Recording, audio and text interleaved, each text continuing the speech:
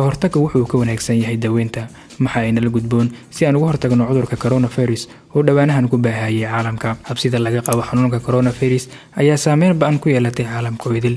Saynisyahanada ayaa tuusan in inta badan in cudurka coronavirus uu ka soo farcamay suuq loogu iibiyo kalluunka oo ku yaala magaalada Wuhan ee dalka Shiinaha. Cudurkan oo galaaftay nolosha dad badan. Suuqani ayaa caan ku ah ganacsiga sharci darrada ah ee duurjoogta sida masaska iyo weliba kashiitada oo loo iibsado cunno ahaan ama dawo ahaan kahor inta aan gobolkaasi oo dhan la karantiilin. Shiinaha ayaa ah dalka ugu weyn adduunka ee aad looga cuno xayawaanka duurjoogta ah sharci darraba. Muxuu yahay viruskan corona? Waxay hay'adda caafimaadka adduunka ku sheegtay inuu yahay COVID-19 nooc cusub oo virus ka mid ah wuxuuna faafaa qof ilaa qof.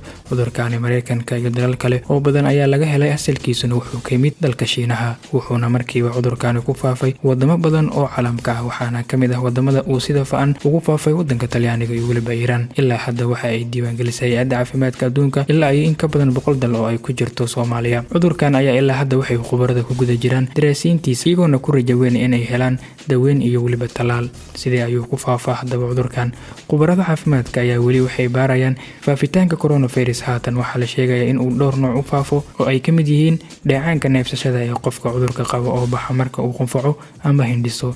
Dadku isku meel wada jooga oo isku dhow ilaa 2 mitir inay isqaadsiin karaan. Haddii aad taabatid shay ama meel fayruuska leh kadibna aad taabatid afkaaga, sankaaga ama indhahaaga. Waa maxay astaamaha fayruuska? Dad laga helay caabuqan waxay soo sheegeen astaamo ay ka mid yihiin muddo kooban oo 2 maalmood ah ama muddo dheer oo 14 maalmo ah kadibna waxa fayruuska isku bedelaan ama astaamaha soo ifbaxa ka mid ah qandho, qufac iyo weliba neefka oo ku adkaata qofka. Waxaa la sheegay dadka u nugul inay yihiin dadka da'dooda ay ka weyn tahay 60 sano, dadka leh cudurrada kale cudurradaas oo ay ka mid ah cudurrada wadnaha, sanbabada iyo sokorta, dadka difaaca jirkooda aad ku yaryahay weliba haweenka uurka leh. Si aad uga hortagto halista qaado talooyinkan oo yareyn kara halista naftaada u keeni karta cudurka corona. Guriga joog oo ha tegin meelaha dadka isugu yimaadaan adigoo daruuri u ahayn. Ku dadaal caadooyinka nadaafadda shakhsiyeedka ee wanaagsan oo ay ku jiraan in aad gacmahaaga ku dhaqdo biyo iyo weliba saabuun in badan. Ku qufac tissue ama xusulkaaga oo iska ilaali taabashada indhahaaga, sankaaga ama afkaaga. Ka fogow goobaha weel kaliya biyaha lagu wada cabo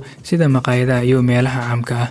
Haddii aadan xanuunsanayn iska ilaali booqashada isbitaalka iyo xarumaha daryeelka. Haddii aad u baahato inaad booqato xarumahaasi mid ka mid ah waqtiga aad joogto yarey oo ka fogow bukaanka ilaa 2 mitir. Haddii aadan ka maarmin mooye ha aadin qolka gargaarka degdega ah. Xirfadlayaasha ka shaqeeya qolka gargaarka degdega ah waxay u baahan yihiin inay marka hore u adeegaan baahiyaha ugu daran. Haddii aad leedahay qufac, qandho ama astaamo kale marka hore waa dhakhtarkaaga. Ka fogow dadka jiran khaasatan haddii aad khatar sare ugu sugan tahay coronavirus. Nadiifi meelaha aad loo taabto sida nalka shidida iyo weliba albaabka guriga. Ku dadaal nasiino badan, cabitaan fara badan, cunno caafimaad leh oo isku day inaad yareysid walwalka si aad u xoojiso bulshadaada. Ka hortaggu wuxuu ka wanaagsan yahay daaweynta.